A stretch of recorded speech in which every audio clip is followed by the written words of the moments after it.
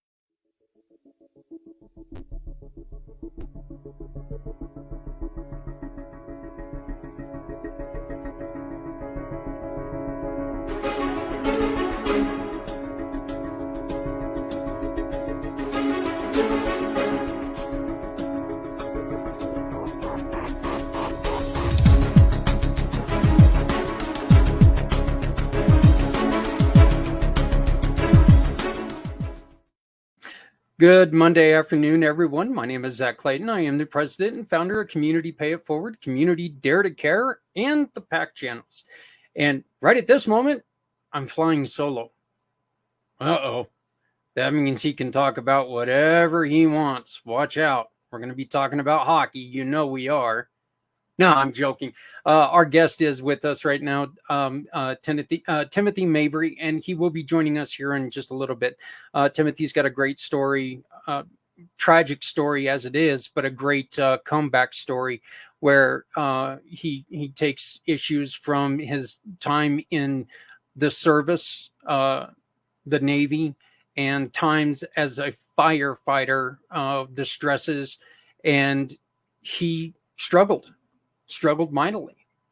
And he's going to tell you a very, very scary story, one that in the end is uplifting. And he's got quite a bit of stuff going on right now. He's not only starting his own business, but he's also started and improved a program aimed at asking yourself questions, questions that you can only answer in a positive way. It's a very, very interesting question or procedure, and I cannot wait to talk to him. So Timothy Mabry is going to be with us in a minute. As you guys just saw, we've got Thanksgiving out of the way. The turkey is left the building, well, for a couple of weeks, and then more turkeys are going to be entering the building again. Families still need help, though. And now I'm sorry, I don't know who you are, but thank you. And hi, thank you very much for joining us. Christmas is one of the, look, this season, without a doubt, is the hardest season for somebody who's depressed. And that's the reason why we're doing what we're doing. Okay. And one of the things that we are really trying to focus on is by using this wonderful QR code right there in the corner, right over there, you can help us by making a $20 donation, or we ask you to go on to your own community Facebook page or Instagram page, whatever it is, and find a family that needs help. Just go on there and see what you can do. Look, we're not asking you to take care of them like they're another part of your family. All we're doing is asking that you make sure that, you know what, if you've got anything extra that you can do, let's support someone in our house, in our community, because it's so important that this is a season, no matter what holiday you celebrate, this is a season of family togetherness and love. And let's make sure that we celebrate that, not only with our families, but with other families in the community. If you go on to, if you look back and you check out the email blast from earlier in the week, you're going to see that I listed every 2023, every holiday for 2023. And that includes stuff from pagans to the Jewish faith, to Christianity, to like ultra Christianity, to Catholicism, to, they're all in there. I just wanted to make sure that we were doing our best to try to bring up and bring to light all of the holidays that are there. One of the other things that we've got going, folks, and you know what? You guys are responding to it well, and I want to say thank you so very much. The 22-hour podcast is on its way. This 22-hour podcast is going to be our, oh, wow. Sorry about that, Timothy. There you go. You guys got a brief glimpse of him. So he's a good looking kid. So now we've kind of exposed that to everybody, but we are moving along at a great level, and we've got a lot of people who are interested in our 22-hour podcast. One of the greatest things about what we do on this day is we have organizations like Mr. Schroeder's, the Price of Freedom Foundation, and we raise money for them. And every time that you make a donation, just a flat donation, 100% of that donation goes to the 10 nonprofits we will be supporting on that day. Okay. We are going to be working with the Goddess of the Grape, and she's going to be giving us the QR codes.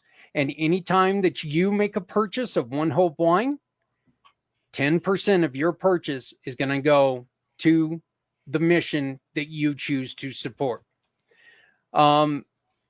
We are still looking for a couple nonprofits. I would really love to get some female nonprofits.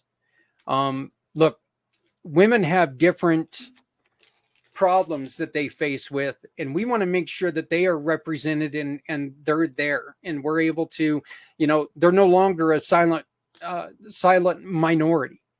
There is no silence. They need to be represented, and we're looking to represent them. So if you have a nonprofit or a charity that is aimed at anything to do with the health and the happiness of our United States veterans, contact me, please. Please, please, please contact me, because when you do that, we can make a huge difference. As I love to say, you know what? When we all come together, or nobody needs to go it alone when we all come together. Wow, guys, I even screwed up my own tagline. That's pretty sad. So we got a lot of stuff going on today. It's Janet at Healing Warriors, and that makes me so happy. Janet, I'm pretty sure is also going to be another one of our nonprofits that we will be taking care of. Healing Warriors is a program that is a community pay it forward mission partner, and they offer free non-narcotic health care to veterans in Northern Colorado. Costs them nothing. Helps them get up off the ground and back on their feet. So please check out Healing Warriors, healingwarriors.com .org here in Northern Colorado.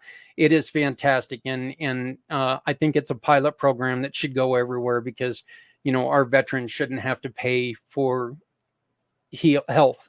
They shouldn't have to. They've already done more than 99% of us did. So, well, Patrick, you get to go first, my friend. You are our first family member in the queue today. Well, and then he goes and loses it. Look at that. I scared him. So we scared him. We tell him he's the first one, and he's like, "No, I can't do that. I'm out of here." So I don't know. I don't know what.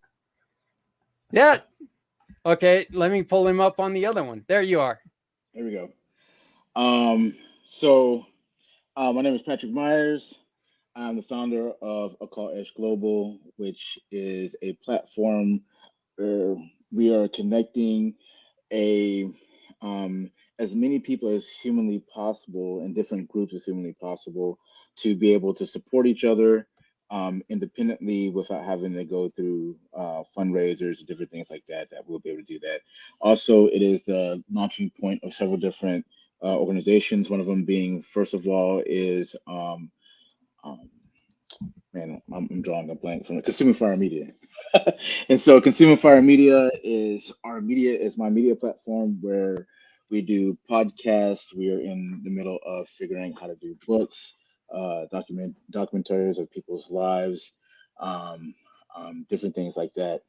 And so some of the podcasts we have already online is the Pit Mints podcast. We're getting ready to launch Voice in the Fire, Chronicles of Pat and Aya. These are shows that can be seen on this channel, actually. And so these are things that are being launched out right now. So the Pit Mints podcast, the actual video portion of it, is getting ready to be launched this Saturday. And so I'll be looking forward to that. The other thing I do also is called the Youth Initiative. And the Youth Initiative is also a global platform where we are teaching young people how to take the tools that we were given. I did this project called the Missing Voices Project. And what it taught is how to let people know that they are the actual asset. A lot of times we go after money, we go after programs, but the people around us are our greatest asset. And so it's teaching teenagers that they are the greatest asset of change in this world right now, real time. And at 15, from the ages of 16 to 20, they're able to actually have that impact right now. So it's giving them the tools, giving them the know-how. And so my job is to sit back, give them the tools, and then guide them into the directions and the destinies that they want to go into. And so that's what the Youth Initiative is. Also, it's faith-based. So part of their identity is showing them what their identity is in Christ too. And so that is where we stand. And then as far as me personally, I'm a lover of Christ, lover of God, and I try to tell as many people of who he is and the love that he has for us as humanly possible. That's it. Oh, thank you very much, my friend. I appreciate it, and welcome to this week's show. Mr. Schroeder, how are you doing? Good evening. I'm doing okay. I'm doing actually better than okay, but taking care of some health challenges for my wife currently. So it kind of preoccupied me most of the day, and why I was a little bit late joining. But I am a retired Army officer. Spent 24 years in uniform. Currently, went for the last almost 5 years now.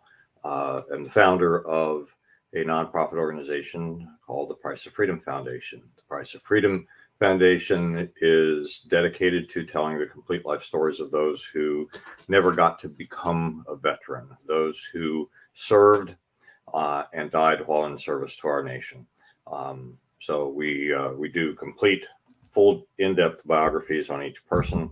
We tell that person's story truthfully and honorably in both written and video formats.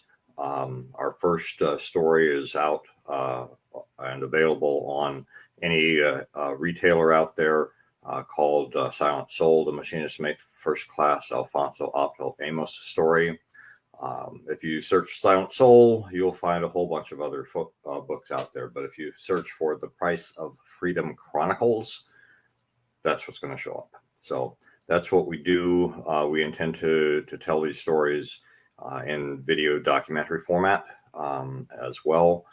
We do not yet have the resources to do that. We are working with three other families, and we are looking to serve 5 more over the next couple of months. So you did, however, you did, however, just get some pretty good news recently. Can you tell us about that? Well, I mean, our first book is published. I did get hard copies in. I'm not really. I do have a mix of news, so I'm a little bit brain dead here about what you're making. That you were able to obtain the books. Yes, we did. We had 100 books printed in order to give hard copy legacy editions of this book to the family at no cost to them. So we had we had a fundraising goal of $2,000. We came about $600 short of that goal, which I found a way to squeeze out of my own limited resources to make that happen. We have about 30 books that are available for those that want to get this edition, and I will autograph that. And a $40 gift to us basically pays for one and gets you one. So. Yeah. Yes, I am excited about that. I don't happen to have one here. I should have brought one up here into this space, but they're well, actually, if I step aside, they are over here. Just a second. Several boxes of these. I don't know if the blur is going to take it out, but that's a cop. That's what it looks like. No, appreciate the. It shows just perfectly. So, hey, I wanted to go on ahead and bring this up. She was able to put it on the in the chat, and this is Healing Warriors, healingwarriors.org program. Sorry, healingwarriorsprogram.org. Again, community pay it forward mission partner. Look, this is one of the kindest ladies. Guys, I can't wait until you gentlemen meet her. I mean, she has got the biggest heart, and she is one of the hardest working people I've ever met in my life. I mean, even my wife sits there and looks at her when we're working, and she goes, God, does she stop? And for my wife to say that about anybody is amazing, because my wife never stops. So, but please visit healingwarriorsprogram.org.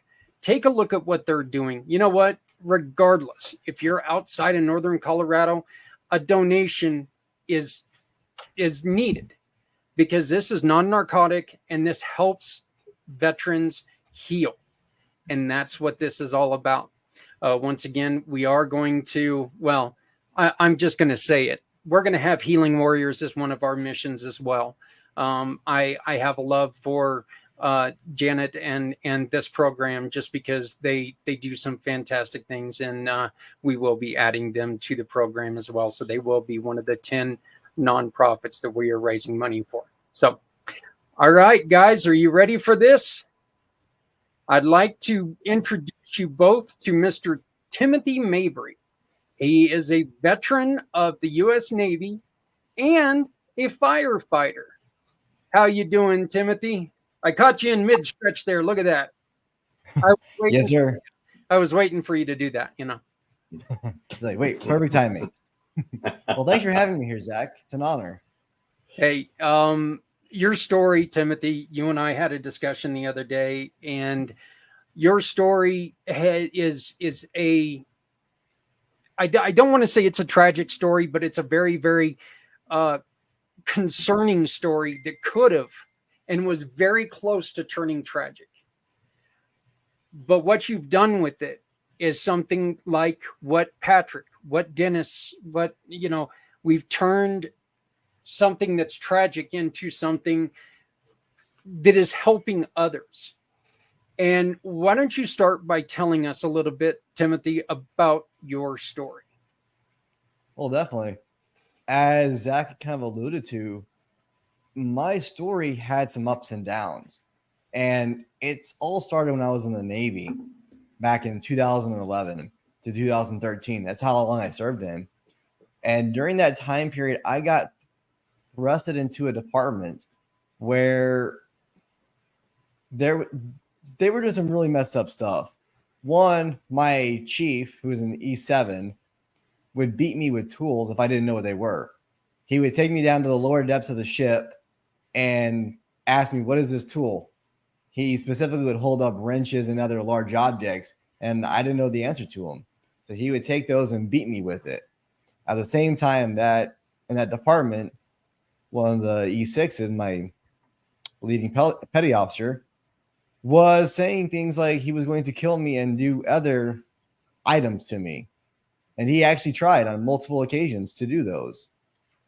And it put me in a really bad state to where I ended up having to speak out against it. I was faced with the moment of, do I either do this as an open investigation or a closed one? And I decided, you know what? I'm going to be the leader. I'm going to take the brunt of it, and I'm going to speak up and say, no, he's going to have to pay for what he's doing, because if not, somebody else is going to have this problem. And because I spoke up, I ended up getting discharged. I was officially told it was needs of the Navy and failure to adapt to military life. That's officially how I was discharged. At 1 year, 9 months, and 13 days in, I was pretty devastated because I was discharged that quick. Within 72 hours of being told you're gonna get discharged, I was home. I was back home in Texas within 72 hours of that notification. And I went right to the fire service, went to the academy. I spent time in, but the trauma that I went through in the Navy, I just pushed it down. I didn't have support. I didn't have ways to deal with it. And for 9 years, I just I pushed it down so far that I had forgotten about it. And then while in the fire department, I was seeing things that very few people ever get to see. I was seeing people born, and I saw more death than anything. And no matter what you think, you're strong, but there's always a breaking point. Trauma does have a point to where it does creep up on you. And unfortunately, we're not taught and told how to deal with that trauma effectively. And if you don't know, it builds and it builds and it just creates such a problem. And that's what happened for me. Last year, I was going through my re-upping of my VA claim, and it brought back that old trauma. And I had just shut down. I got severely depressed. I was anxious. I was withdrawing from everything. And I just didn't know what to do, because I went through with the Navy speaking up and getting discharged. And in the fire department, I didn't really want to speak up because I felt judged, and I just didn't know what to do. And I had a cry for help, but that cry for help got ignored. And it was because of that I reached a point where I actually attempted to take my own life. I found myself sitting on the edge of my bed and then putting the gun to my head and pulling a trigger. A few days before that, I called the VA. It's like, hey, I need some help. I need some help now. And they just said, 2 or 3 months and you'll get help. Like, okay, we'll see. Timothy, this is the hardest part for me to handle on this. You had a really huge life-changing experience going on at that same time. Yeah. Can you tell us about it? Yes. Most people, when they have trauma, it's just 1, 2, or 3 things happen. And that time, I got in trouble at work because I was withdrawn. I was from a great employee and a boss to I just didn't care. I was failing my crew. I got into a car accident, and my wife was 9 months pregnant in that moment. So I was in extreme pain, mentally and physically and emotionally. And the only solution that I could think of was to end it all. But in that moment of desperation, I had a bit of realization of like, what am I about to do? I'm literally about to end it all. And memories of seeing people pass away from suicide and the effects that it had on their family came back into my mind. I call that a God moment. I was like, you know what? Not today, Satan, ever. I'm never going to do this again because I choose to live for my family. And it's in that moment that I started my healing journey. Your wife was also 9 months pregnant. Mm-hmm. So, was there any investigation, or do you know if there was ever any investigation in the Navy, or is that still something that's all shut down and shut up? It was kind of both. So there was an NCIS investigation on it, and they said the only thing that they could prove was there was hazing, but some of the other charges, like the sexual harassment and assault, they could not prove that because it was all hearsay. It was all my word against that other guy's, and they took his word on it. So there's no proof that it happened. So it just kind of ended. And during the investigation, while it was still ongoing, I was told by our master chief at the end of this investigation, I was going to get discharged. Like, what?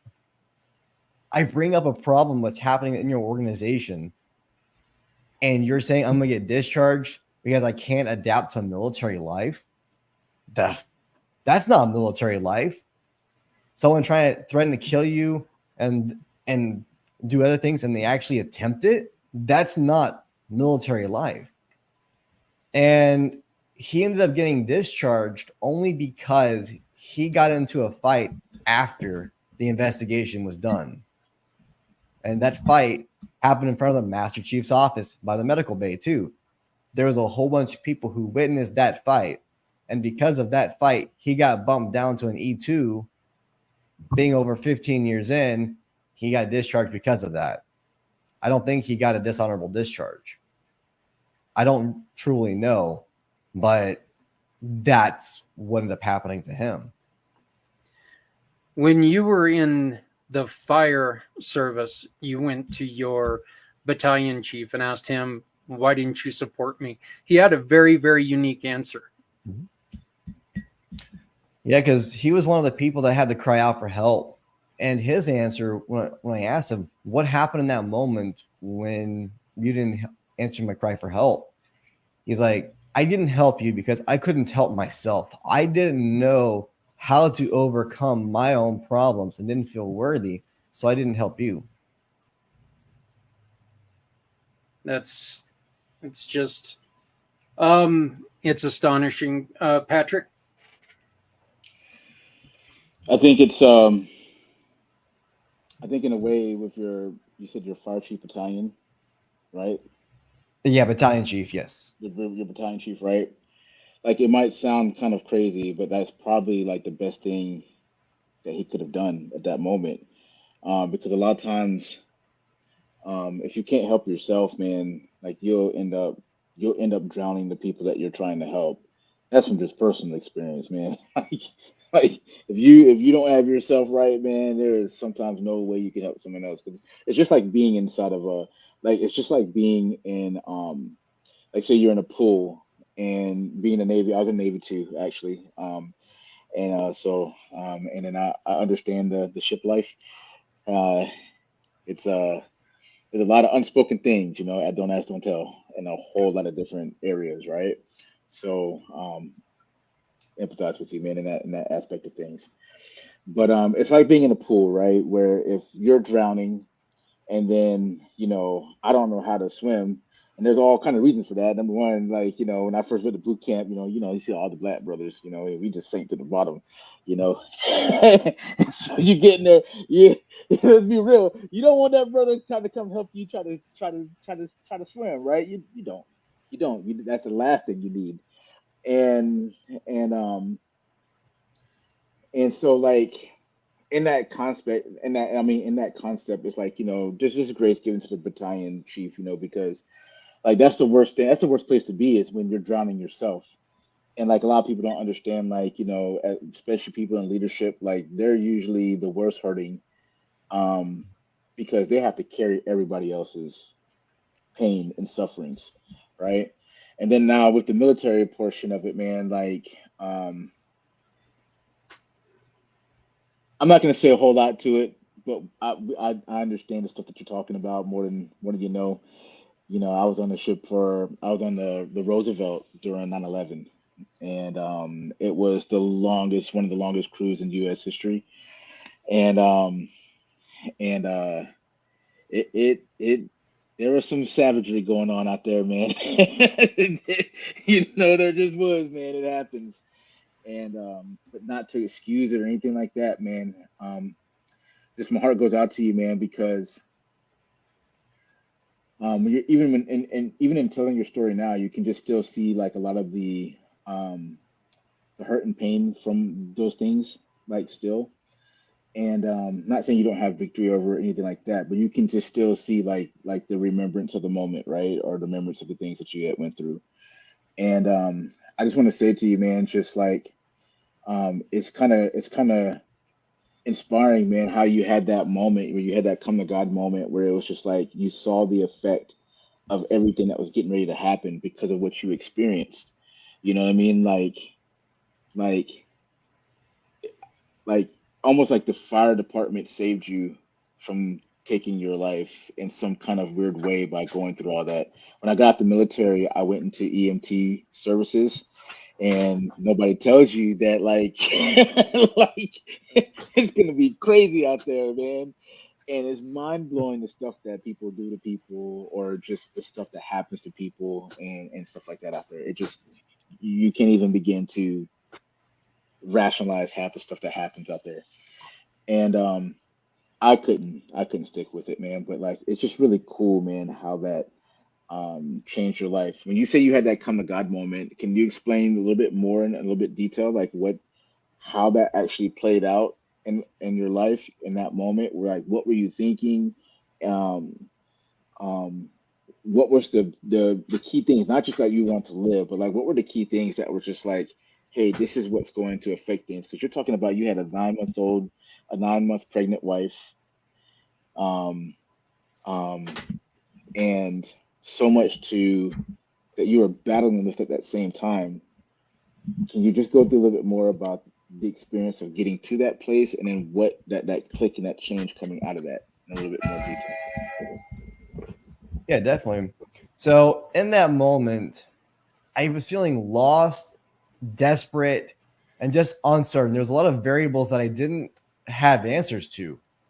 And then when I remembered seeing the negative effects of a suicide, where dad told his kids, he had 4 kids, and he told them, Mommy's not coming home today. Mommy's no longer with us. That moment popped into my mind because I saw the look on the dad's face, and I saw the kids. They were from, I think, 8 to about 2. That was the age spread. And I could see the different kids having a different reaction to it. The 8-year-old understood. The 2-year-old didn't and was just eating chicken. Mm, And I remember in my mind thinking, I'm about to inflict that type of pain onto my wife, onto my daughter. What legacy am I going to leave behind? And is that really what I want? The other thing that kept me from pulling that trigger further was a random question: is if I end it today, am I going to hell? Because in Christianity, at least the churches I've been into, they've gone back and forth with saying, if you kill yourself, you go to hell. Some don't. Also, just like in Beetlejuice, I know it's a horrible reference, but in Beetlejuice, they said there's a special place in the afterlife for people who kill themselves, indentured servitude. So those things coupled with what I want my future to be, I was like, is it worth really ending it all now? If I view life as miserable and sucky,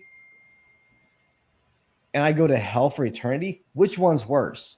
So there was a little bit of rationalization to keep me pursuing to get better and to say, what I don't know what it's going to take to get better, to be happy and find my light again and to get back on track. But I'm going to do whatever it takes because I choose to live instead of dying. Because I saw that the path that I was on led me to that point. And I'm like, I'm not going to get back to this because it was a vicious cycle. As Janet had said in the comments, traumatic events are like weights on a scale. And the repeat exposure places that weight on a person and cause a higher risk for it to happen again. All the trauma from the military, the first responder, the trauma was going to keep happening. Yeah. There was zero doubt in my mind that I'm going to have more trauma, but how am I going to deal with it effectively and to combat it? And so that's where I started to search how to get better, how to retrain my brain. And I found some really good resources to help with that. Minister Schroeder. Well, Timothy, thank you for coming on and sharing your story. I just want to let you know that you've got a group of folks here that really do understand what you're going through. Now, I spent 24 years in the Army. I came in out of ROTC, so I was one of those brand new butterbar lieutenants into the Army. But I actually had some experience in high school with the Navy because my father was Blue Water Navy, and I was in the Sea Cadets in high school and took a cruise from Seattle to Anchorage and back aboard a destroyer escort one summer. So I have a little tiny bit of knowledge of what ship life is like. Certainly never experienced anything like what you went through. And I just want to say that I'm sorry that the military justice system let you down like it did. I know when I was a junior officer and was responsible for soldiers, that the hardest things that I had to do involved Article 15s and others when there was no physical evidence. And so it just tortured me to have to make a decision I knew was going to impact the soldiers under me, no matter what I decided, no matter what. And so I have great empathy for you for that. But while I was in high school, I also, and I think I was your first guest on this topic, wasn't I, Zach, here when I talked about the fact that at 17, I had my father's pistol to my head with a finger on the trigger. And it was a thought that came into my head, similar to as you described, that asked, because I wasn't upset with my parents. I mean, I was upset about my life, about a lot of other stupid things in retrospect. But the thought came in and said, it was a question. It said, how are your parents going to feel when they come home and find their oldest son with his brains blown out all over their bedroom? And that was all it took, really, because I wasn't upset with them. I knew it would upset them. And at that point, I really didn't have a good concept of how traumatic that would be to them, but I knew it would be bad. So I'm thankful so I have an understanding, and I think we all do. I guess my question would be, you kind of hinted at this a little bit about the resources. So, given these experiences that you've gone through and this trauma and this brush with death, through suicide. What resources did you find that were helpful for you? And I'm assuming you have some things that you can bring to other people to be helpful to them, both as individuals and possibly as organizations. Yes, that's correct. I do. So the first thing that I ended up finding was a buddy of mine had me go to a conference. Well, I met him there, and I heard David Goggins speak. And I just remember hearing Goggins talk. I was sitting on the outside of the stadium because it was up in Arlington, Texas. And I was standing in Frisco. I was standing on the outside of the stadium. I just heard Goggins speaking and how he was retrained his brain from where he was to get to that point. So I looked up Goggins on Amazon Podcast, and I came across this one podcast series called Moonshots.io. And it's an Australian podcast, and they pull from some of the greatest people, and they talk about them in an hour, and they digress different topics. And the biggest ones that I remember were happiness, for rewiring, and overcoming. And that's what really started to help me reshape my inputs. That, and actually, after that attempt, I called the VA back up and said, I need help now. And they were like, again, we'll see you in a couple of months. I was like, you don't understand. I was about to end it, like right now. I was literally about to end this, and I need help.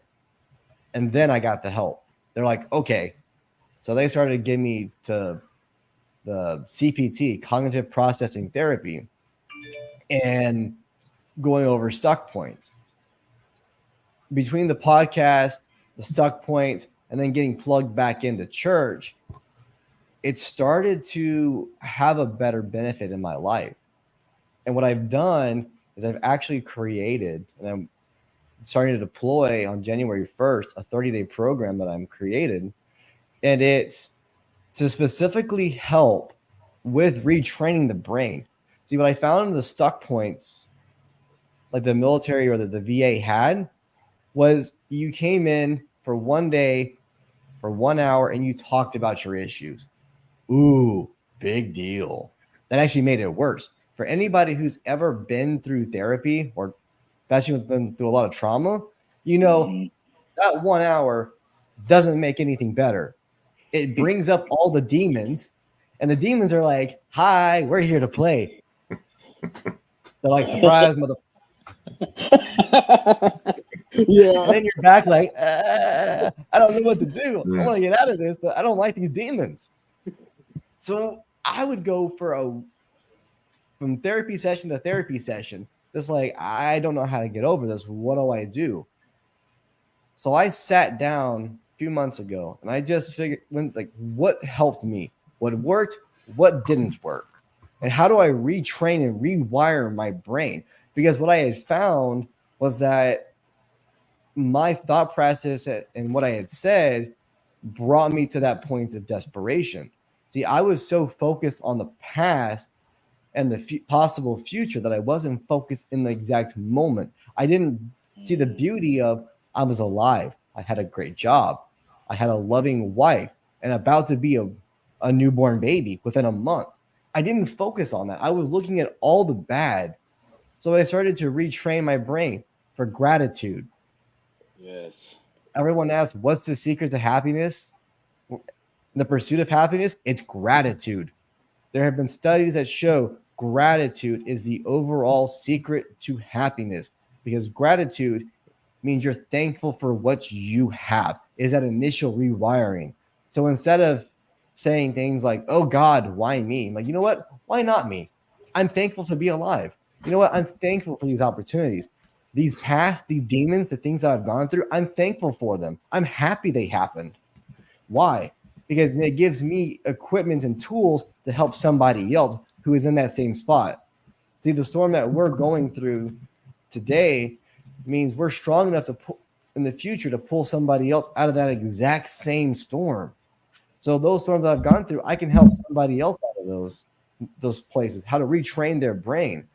And I put it into a 30-day class to actually show how to do that, because it's a major benefit.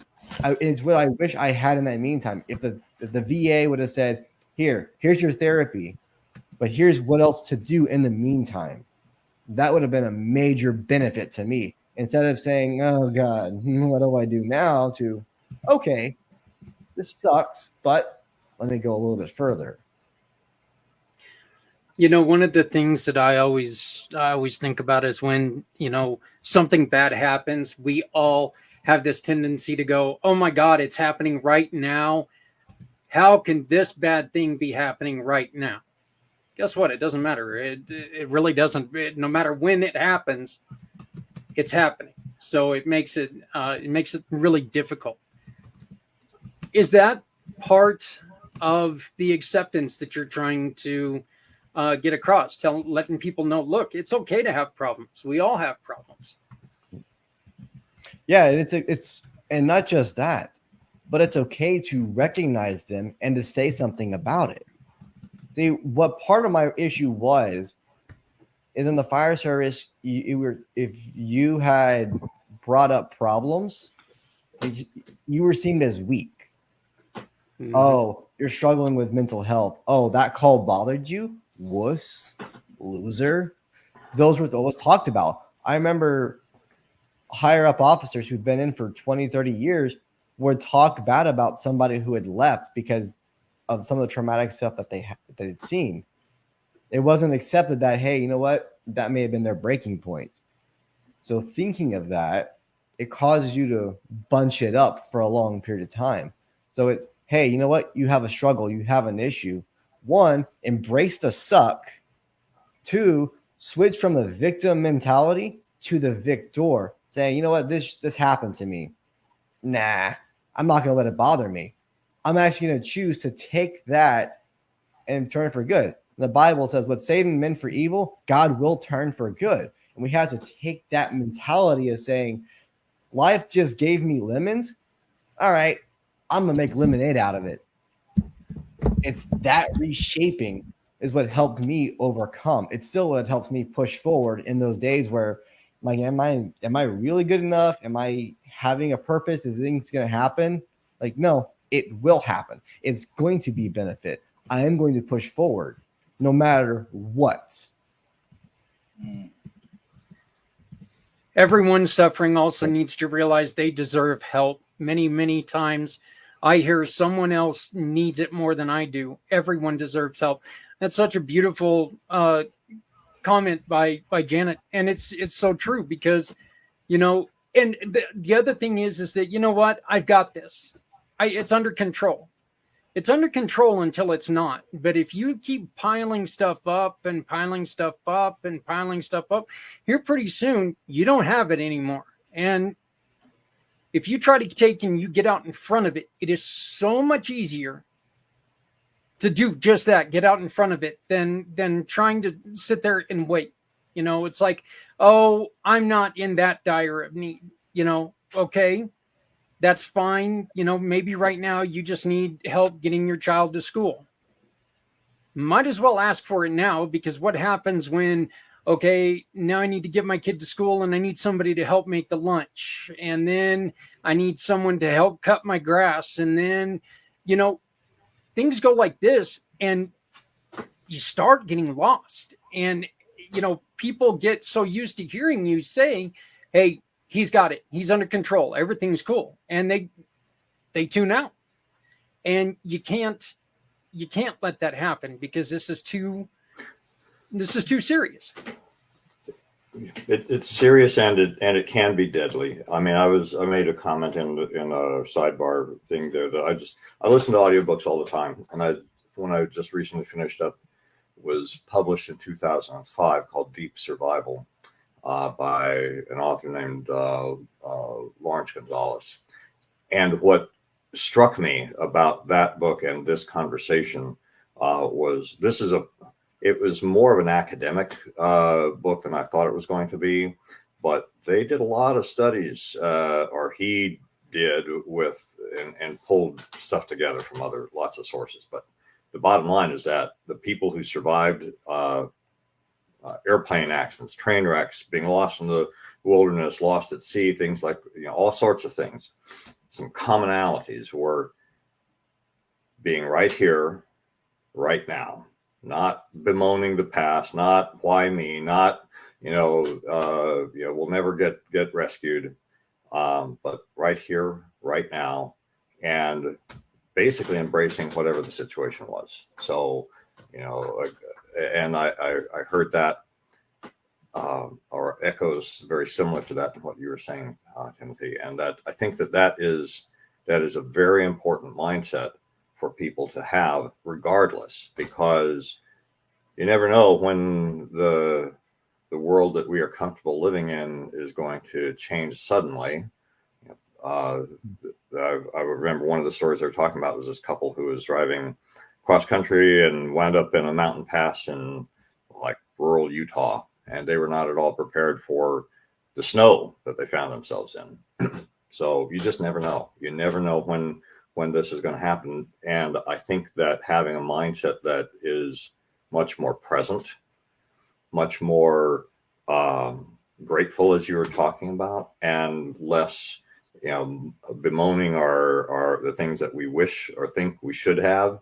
The more accepting of God and His presence and His action in our lives, the better we're going to be in all sorts of situations, including situations that are life or death.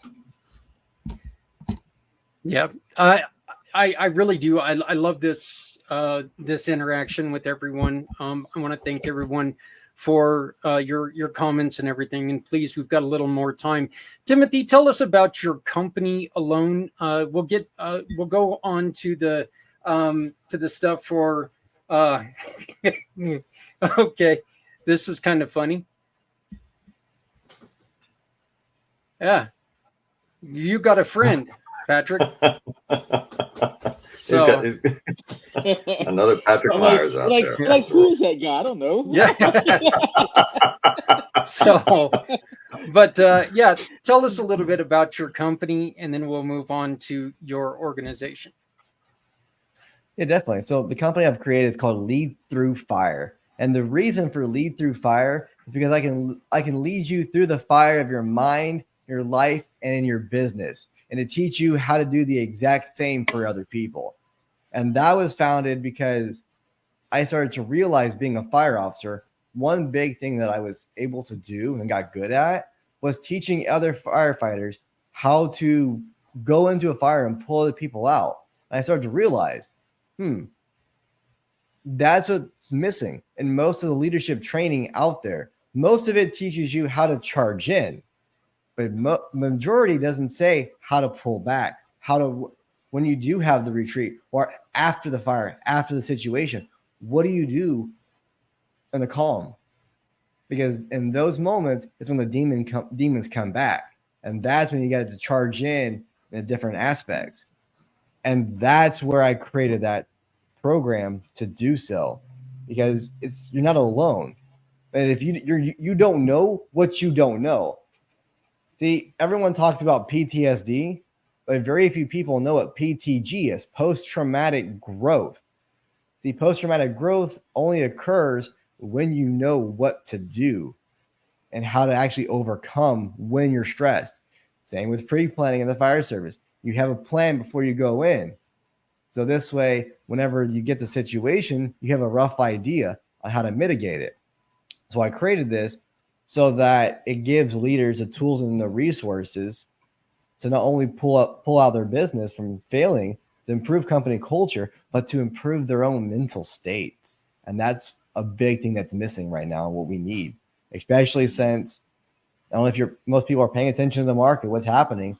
We're in a downturn. Alarm bells are saying that we're have a high chance of entering a recession in 2024. Companies are already starting to tighten their belts. Just like in COVID, people had a major mental health crisis. There was a lot of help that was needed. And this company is designed to help against that, to help give the leaders the tools to recognize those situations so that when the cry for help happens, they are equipped. They know what to do. And if not, say, here's a resource that that'll better help you instead of just, oh, okay, and letting it slide. Yeah. Yeah. The look, it's just once again, this is something that if you wait too late again, you're damaging your, you're damaging your footprint. Basically, you're damaging your business, and getting out in front of things is so important.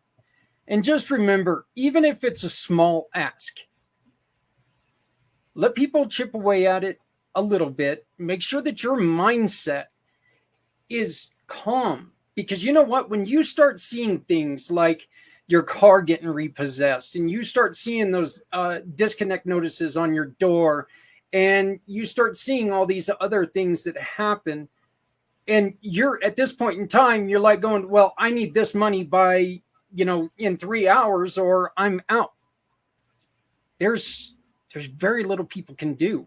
If you get ahead of it and we start working from the beginning, there's a chance that we can do something. So, it looks like you've got another wedding or message here, there, Patrick. I'm not bringing any figgy pudding, brother. That's I don't even know. I don't even know what that is, man. I was just like, I don't know. I don't know if it sounds good, man. yeah, it definitely doesn't sound that great to me, and I tried, especially man. not right Just now. to So, say but just to say I do, man. all right, yeah, going ahead. I have just something for Timothy. Do you like to be called Tim or Timothy, man? Either one, I'm not too picky about it. All right, all right, all right. It's just I just really love the faith aspect of things, that where God just takes you from one place to another, right? A lot of times, like these are things that we don't know how big of a deal that actually really is, and and especially when you are in those places looking at eternity and you're trying to figure out what next, and then like you're trying to figure out those things. It's just it's amazing, like um it doesn't matter. I mean, you can believe whatever you want to believe and stuff like that, and I don't harp on those things, but I just know like the power that God had in my life when I started to actually open my eyes to the fact that He came after me and delivered me, and even when I was like I don't know you, I don't want to know you, I don't, what I mean? Like He came after me anyway, and that was just so crazy to me about that.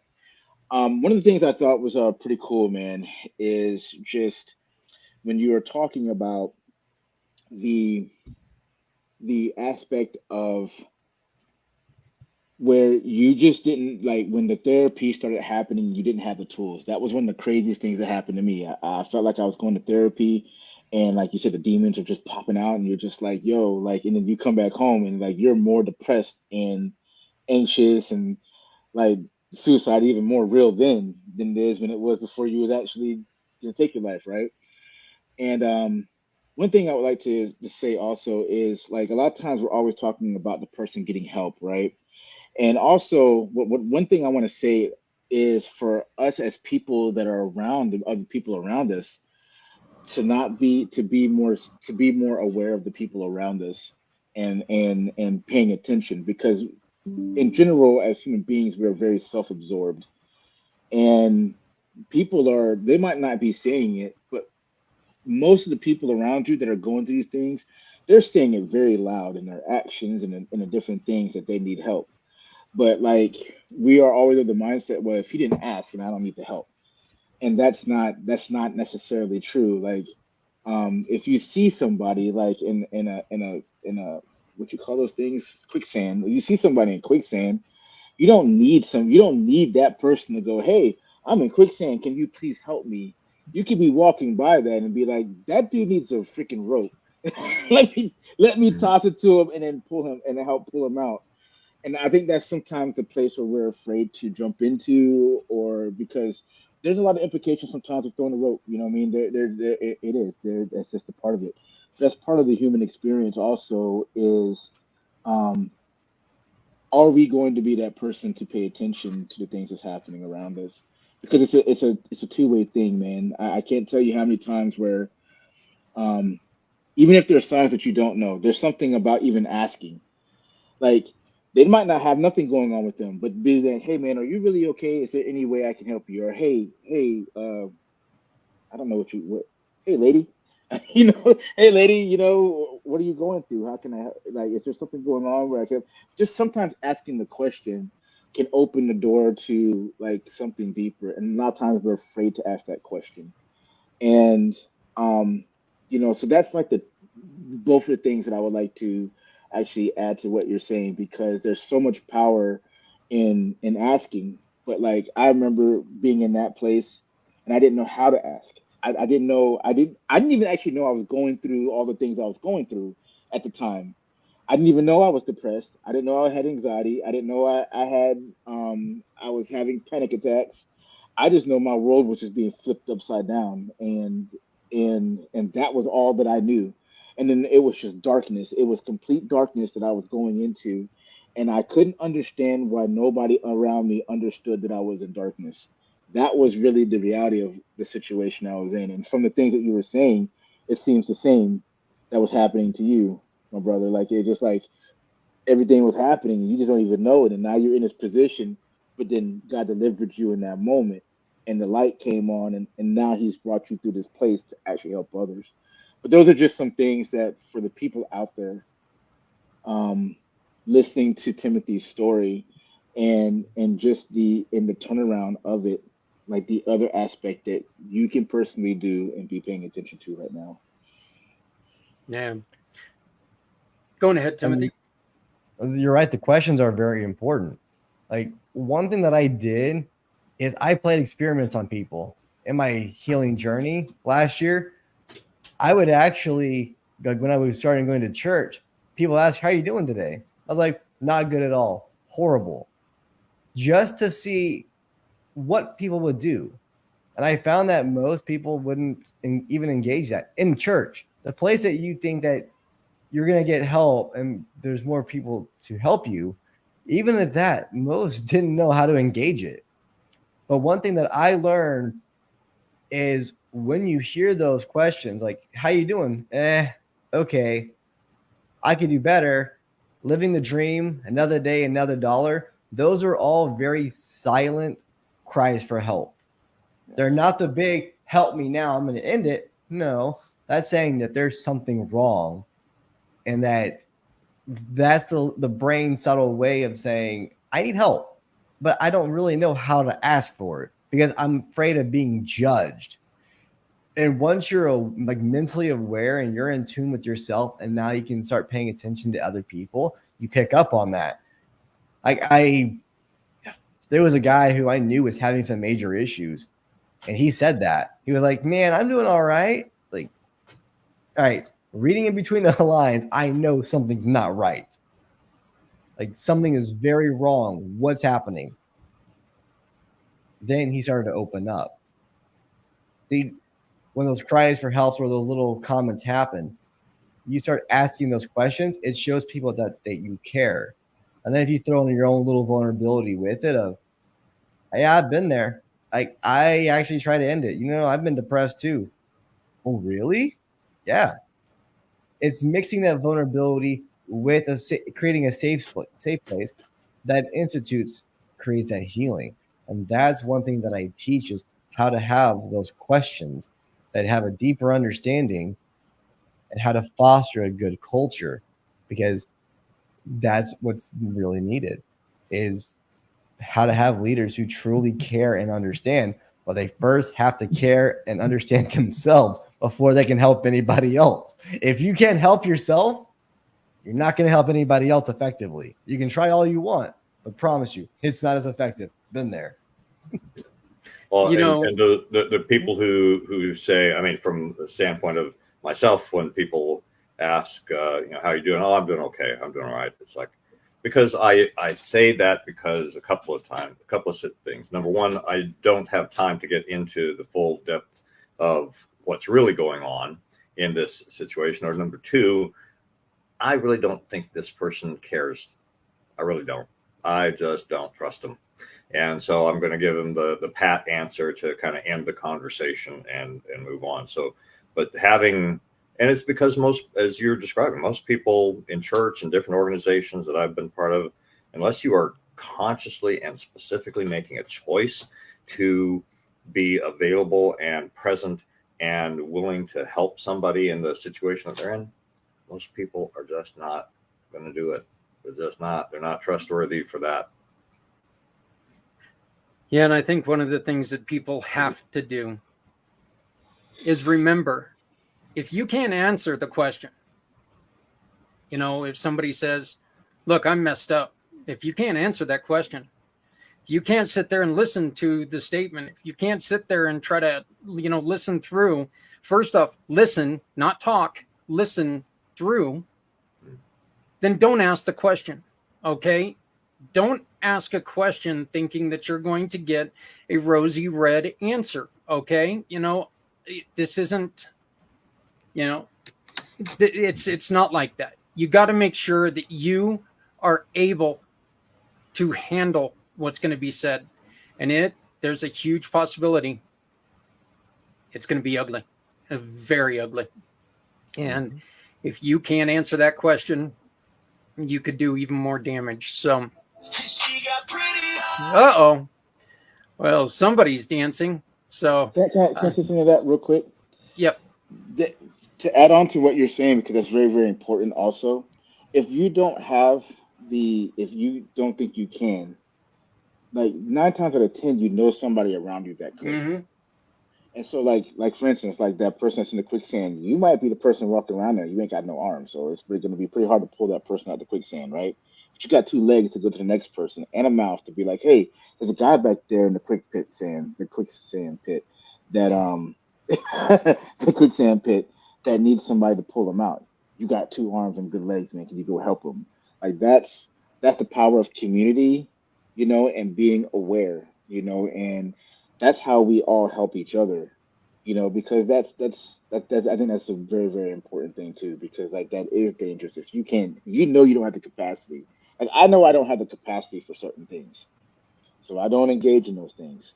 But like say, for instance, brother, you're the guy that teaches the mindset thing or whatever. But then hey, I know this guy Tim, right? He's got that next step that what you need to that you can go to this guy and maybe he can help you with that. And if you don't know, there's probably somebody else that you know that you can take them to this other level where they might need like really, really deep counseling or something like that. But that's the power of community and us connecting together and seeing more than just ourselves. And once again, remember that not every solution works for everyone. So just because the solution worked for you does not mean it's going to work for this person you're talking to. You got to remember that, because if you try to push something on somebody that makes them uncomfortable, look, they're already uncomfortable. There is already things going on in their head. So let's make sure that, you know, you can say, hey, look, we listened to this show the other day. They had a great guest, Timothy Mabry. I got his phone number off the website. Do you want to try to call him, see if maybe this is something for you? Do it that way, but don't tell him, look, you need to call Timothy. He's going to help you. You know, that's putting undue stress on everyone. And that's telling somebody that you know exactly what they're going through. And that's just dangerous. So, well, Dennis, we're at the end of the show. We went over again.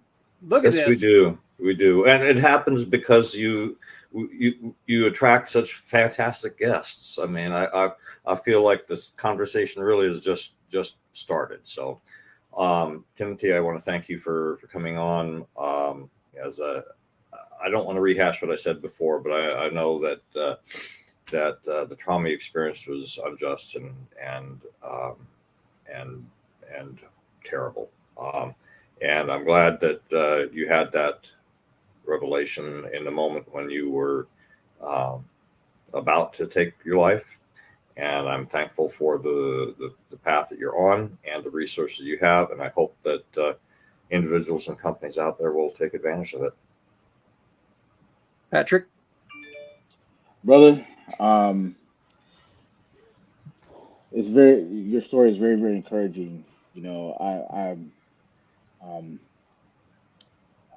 I see the path that you went in your life, man. And you went through a lot of terrible things. But like how you were saying before, that gratitude portion, that's the part I want to give to you also. It says, um, even though you went through those things and they were terrible, and I'm sorry that you went through those things. I'm actually very, very grateful that you did, because now there's one more person out there to fight for the other people. And so and actively seeking ways to actually do that. And so just blessings upon you, man, and upon your journey. And um, keep God first in everything you do, man. He'll see you through. Um, we are very lucky that Timothy is going to be joining us on February 22nd. He's going to be talking a little bit more about this. And hopefully we're going to get a little bit deeper into his program, which we definitely need to do that. And you're invited on whenever you would like to come on and talk about it. Before we let you go, okay, is there anything that you need from people out there that can help you out? Definitely. So the biggest thing that I'm needing is to get on more platforms to spread this message, and for companies who are looking to improve their culture and their leadership team. That's a really big thing. And as I alluded to before, we're coming up to a time where people are going to need more help. Yep. So if you need some help, if you're a leader who wants to have become a better leader and connect better with individuals, I'm going to put a link in the chat to a free guide that I created on my website. So it's a downloadable document, and that'll give you some help. And if you want additional resources or want me to speak at your event, just in the comments or when you download the guide, just put that additional field, and I'll be there for it. And I'm sorry about this. I'm little behind here, but if you want that free guide, Timothy is offering every listener to Footprints Forward a copy of the free guide. Let me get the opens in a new tab. I don't know why all of a sudden it started doing that, but simply go to this link and you can get this free guide. I'm also going to put it into the comments, and so you can take and look for it. Timothy, I'm going to introduce you to both of these fine gentlemen, but I'm also going to introduce you to Janet. I see what she is doing here in Colorado and what you're doing as something that there could be amazing things working together, and I really do see that going well.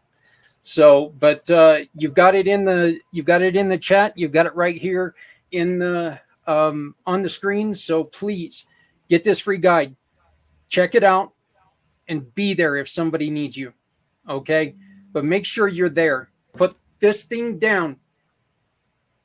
Open these things. Shut the mouth. If you can't do it, don't ask, because it could be the difference between life and death. Timothy, thank you so much, brother, for coming on. Oh, the link isn't working. Oh, damn. I will send it to you, Janet. But I will send it to you. But Timothy, thank you so much. Oh, since I think it might be because it's all combined Leader's Guide opens. It'll be just Leader's Guide. Yeah.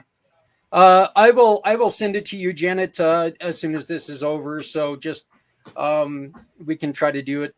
We can try to work this. And on the website, communitypayitforward.us, go to Footprints Forward, and you will find that link as well. We will maybe even add. We'll talk to Timothy about adding it to the page so people can have it when they need it. But Timothy, brother, through everything you went through all the struggles and all the glory, congratulations on the child. Welcome to the wonderful thing of fatherhood, man. And thank God you're still there for that child. Thank God you're still there for your wife. And thank God you're still here to help others. Mr. Schroeder, thank you, sir. Thank you so very much for joining us again. Look, the show is doing something, and I'm very, very proud of you guys for helping it get somewhere. Patrick, brother man, thank you. Thank you. As always, awesome show. Hey, everybody. Once again, the QR code in the corner next to Mr. Dennis Schroeder, the X box, I guess, instead of the tic-tac-toe thing, where you need that X. Go on ahead and scan that beautiful little QR code and help us by donating $20 or helping us find families who need help. Do you need help? And I don't care if you're in Colorado. I don't care if you're in Tennessee. I don't care where you're at. Yep, right there. Fill it out. Hopefully we can find somebody to help you out. If you can help us, donate $20. If you would rather look on your own community page and find someone yourself, please do that. Just make sure you're helping someone, because remember, if you're not helping someone, you're hurting everyone. No one needs to go it alone when we all come together. My name is Zach Clayton, Community Pay It Forward, Community Dare to Care, and the PAC channels. Folks, love somebody out there because somebody out here loves you. Thank you very much, and we will see you next week. Maybe.